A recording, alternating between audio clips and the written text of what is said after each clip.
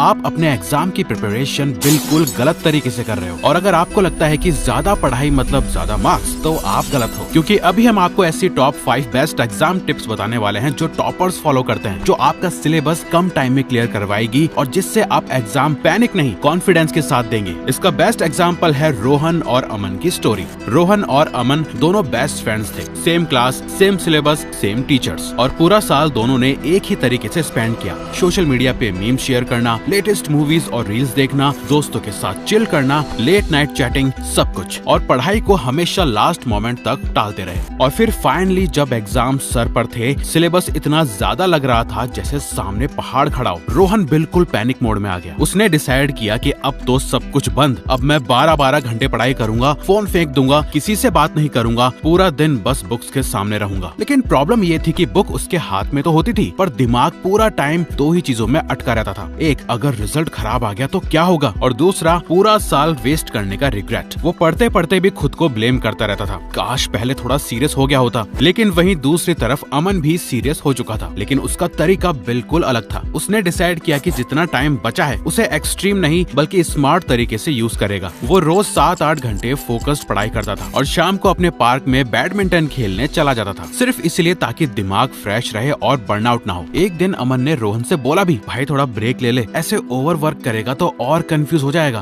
पर रोहन कहाँ किसी की सुनने वाला, वो एकदम बीस्ट मोड में था। प्लीज डिस्टर्ब मत करे यार, और कुछ दिन तो मुझसे मिले भी मत, मुझे सिर्फ पढ़ना है। फिर एग्जाम का दिन आया, दोनों ने पेपर दिया और जब रिजल्ट आया ना, तब कुछ शॉकिंग हुआ। सब शॉक्ड थे। अमन के मार्क्स रोहन से ज्यादा थे। उसने अमन से बोला, यार ये कैसे पॉसिबल है, मैंने तो तुझसे ज्यादा पढ़ाई करी थी। अमन बस मुस्कुरा के बोला, ज्यादा टाइम पढ़ना और सही तरीके से पढ़ना दोनों अलग चीजें होती हैं। जो तू 12 घंटे में नहीं कर पाया, मैंने कम टाइम में कर लिया, क्योंकि मैंने एग्जाम के लिए पढ़ना सीख लिया था। और ये वीडियो एग्जैक्टली इसी बारे में है, कैसे आप भी रोहन की तरह स्मार्ट स्टडी कर सकते हो। हम आपको पढ़ना नहीं सिखाएंगे, वो तो रोहन की तरह पढ़ लेते होंगे। हम यहाँ आपको एग्जाम के लिए पढ़ना सिखाएंगे, जैसे अमन ने करा। उसने ज्यादा कुछ कॉम्प्लिकेटेड नहीं करा, बस ये 5 एग्जाम टिप्स को हर दिन बहुत अच्छे से फॉलो करा और रिजल्ट अपने आप आ गया। जिसमें 4th वाली जो टिप है, असली सीक्रेट अमन के अच्छे मार्क्स का वही है, जिसमें से सबसे पहला है, the real exam starts earlier.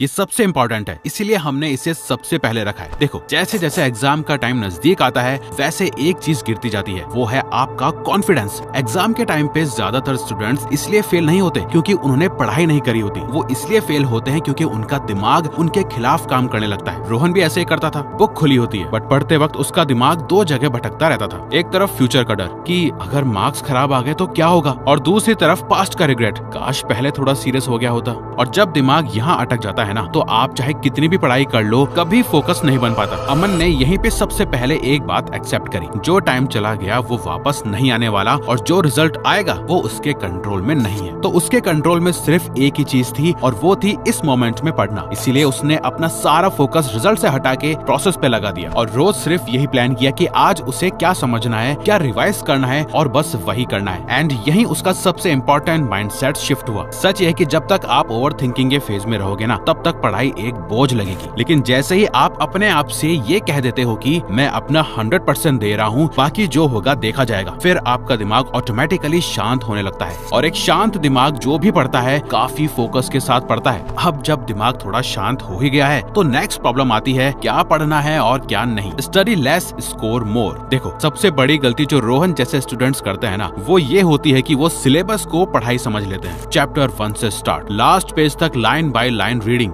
जैसे नॉवल पढ़ रहे हो। पर एग्जाम आप कितने अच्छे से पढ़ते हो इसका टेस्ट नहीं है, आपको कितने अच्छे से चीज याद रहती है और उन याद करी हुई चीजों को आप किस तरह से एक्सप्लेन करते हो, इसका टेस्ट है। अमन ने यहाँ पे एक सिंपल रूल फॉलो किया, 80-20 रूल, क्योंकि वो समझ गया था कि एग्जाम के लगभग 80% क्वेश्चंस सिर्फ 20-30% टॉपिक से आते हैं। इसका मतलब ये नहीं कि बाकी सिलेबस बेकार है, इसका मतलब यह कि एग्जाम एक प्रोबेबिलिटी गेम है, और उसमें स्मार्ट प्लेयर वही होता है जो हाई प्रोबेबिलिटी मूव्स पे फोकस करता है। उसने प्रीवियस ईयर पेपर्स एनालाइज किए, chapter wise important topics list किए, और सबसे पहले उन टॉपिक्स को स्ट्रॉन्ग बनाए जहां से क्वेश्चंस आना ऑलमोस्ट फिक्स था। जो टॉपिक्स इजी थे और इम्पोर्टेंट भी, उनको मास्टर किया। जो टॉपिक्स टफ थे पर हाई वेटेज के थे, उनको टाइम दिया, और जो टॉपिक्स लो प्रोबेबिलिटी वाले थे, उनको सिर्फ सरफेस लेवल पे टच किया। इस अप्रोच का सबसे बड़ा फायदा क्या होता है पता है? प्रेशर कम हो जाता है, दिमाग क्लियर रहता है, और प्रिपरेशन डायरेक्शन में चली जाती है, पैनिक में नहीं। याद रखो, एग्जाम में टॉपर वो नहीं होता जो सब कुछ पढ़ लेता है, टॉपर वो होता है जो सही चीज पे ज्यादा फोकस करता है। अब मान लो आपने इंपॉर्टेंट टॉपिक्स भी आइडेंटिफाई कर लिए और फोकस भी सही जगह लगा दिया। मान लो कि आपने ओवर थिंकिंग भी कंट्रोल कर ली और ये भी समझ गए कि क्या पढ़ना है और क्या नहीं, लेकिन अगर मार्क्स फिर भी नहीं बढ़ रहे तो उसका क्या रीजन है, हम बताते हैं। उसका रीजन है कंफ्यूजन, जिसे हम अगले टिप में दूर कर देंगे। Stick to one source. Rohan physics पढ़ रहा था, जिसमें वो यंग्स डबल स्लिट एक्सपेरिमेंट को समझने की कोशिश कर रहा था। उसने स्कूल नोट से पढ़ा, फिर लगा कि कोचिंग के नोट्स ज्यादा डिटेल थे। फिर यूट्यूब पे सर्च किया double slit experiment best explanation, और फिर क्या, हर टीचर की अलग अप्रोच, अलग डेफिनेशन और अलग एग्जाम्पल्स। रिजल्ट, एग्जाम के टाइम दिमाग में एक ही सवाल, यार क्या लिखूं। अमन ने यहाँ पे एक बहुत स्ट्रॉन्ग डिसीजन लिया और उसने डिसाइड किया कि चाहे जो हो जाए वो एक ही सोर्स फॉलो करेगा, चाहे वो स्कूल नोट्स हो, कोचिंग मटेरियल हो या एक ट्रस्टेड यूट्यूब टीचर, बस एक। उसने एक्स्ट्रा वीडियोस तभी देखी जब उसे कोई कॉन्सेप्ट बिल्कुल समझ ही नहीं आ रहा था, लेकिन कंपैरिजन के लिए नहीं, जिससे उसकी कंफ्यूजन कभी बढ़ी ही नहीं। और यही उसका सबसे बड़ा एडवांटेज बन गया। जैसे ब्रूस ली ने कहा था, I fear not the man who has practised 10,000 kicks once, but I fear the man who has practised one kick 10,000 times. Same rule पढ़ाई पे भी अप्लाई होता है। याद रखो, मल्टीपल सोर्सेज से पढ़ना स्मार्टनेस नहीं होती, डिस्ट्रैक्शन होती है। इसीलिए एक सोर्स पकड़ो और उसको इतनी बार रिवाइज करो कि एग्जाम में आंसर लिखते वक्त सोचना ही ना पड़े। पर मान लो आप एक सोर्स पे कमिट भी हो गए, पर फिर भी एक सवाल रह जाता है कि कैसे पता चले कि आपको सच में आता है या नहीं। और वही ले जाता है हमें नेक्स्ट टिप पे, अमन का secret study hack. Don't study for knowledge, study for retention. देखो, ज्यादातर स्टूडेंट्स पढ़ाई को इस तरह जज करते हैं जैसे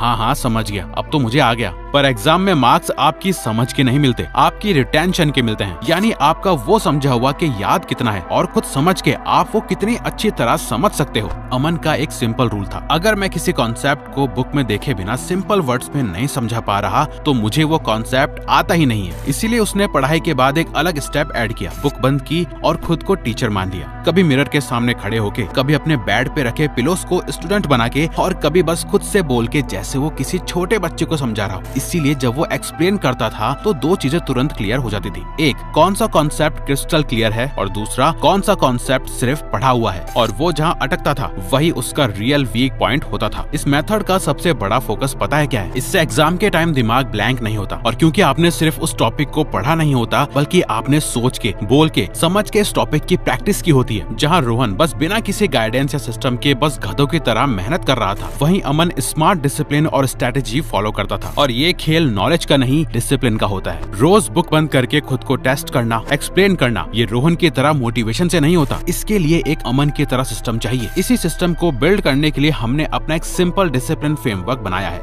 जिसमें हम स्टेप बाय स्टेप सिखाते हैं कि कैसे बिना बर्नआउट के, बिना ओवरथिंकिंग, कंसिस्टेंट और डिसिप्लिन रहा जाए। अगर आपको ये सिस्टम करना सीखना है तो डिस्क्रिप्शन में हमने इसका लिंक दे दिया है। बाकी आपका डिसीजन है, बस कूपन कोड स्टूडेंट अप्लाई कर देना एक्स्ट्रा डिस्काउंट के लिए। लेकिन अब एक आखिरी चीज है जो अगर आपने कंट्रोल नहीं करी तो ये सारी मेहनत भी वेस्ट हो सकती है, और वो है एग्जाम के टाइम का एनवायरमेंट। Control the environment. देखो, एग्जाम के टाइम पे सबसे डेंजरस पता है क्या होता है? लोग, फ्रेंड्स, रिलेटिव्स और हमारे घर वाले। और इन सब में से सबसे डेंजरस चीज एग्जाम की डिस्कशंस। क्या लगता है पेपर कैसा आएगा? उस टॉपिक को कितनी बार रिवाइज किया? मैंने सुना है ये चैप्टर बहुत इंपॉर्टेंट है, और बस यहीं से पैनिक स्टार्ट हो जाता है। अमन ने ये चीज बहुत जल्दी समझ ली थी कि एग्जाम के टाइम पे डिस्कशन यानी डिस्ट्रैक्शन। इसीलिए उसने एक रूल बना लिया, वो एग्जाम से पहले और एग्जाम के बाद भी पेपर डिस्कस नहीं करता था, क्योंकि जो पेपर हो चुका था वो चेंज नहीं होने वाला। और उसकी टेंशन में आप नेक्स्ट एग्जाम की प्रिपरेशन खराब कर देते हो तो लॉस डबल हो जाता है। और अब आती है दूसरी और शायद सबसे प्रैक्टिकल प्रॉब्लम, घर का एनवायरमेंट। टीवी चल रहा है, कोई रूम में आ जा रहा है, कभी मम्मी बुला रही है, कभी कोई काम बोल दिया जाता है। अमन ने इससे फाइट नहीं की, उसने बात करी। वो एक दिन फैमिली के साथ बैठा और बोला,